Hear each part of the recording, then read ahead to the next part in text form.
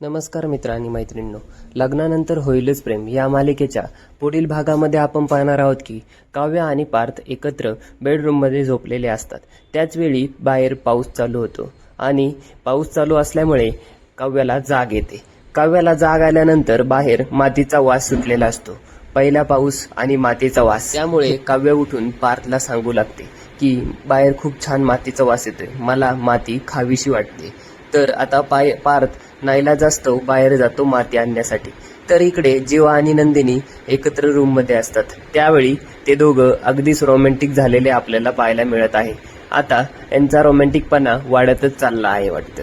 त्यानंतर आता पार्थ बाहेर जाऊन माती घेऊन आलेला असतो आणि त्या ठिकाणी मानिनी देखील आलेली असते. मातीने भरलेले पाय घेऊन पार्थ आत आल्यामुळे मानिनीला संशय येतो, हे पायाचे ठसे कुणाचे म्हणून. तर ती पार्थला विचारू लागते, हे कसे काय पायाचे ठसे आले आहेत, आणि ती पार्थला ताटाने मारण्यासाठी ताट उचलते.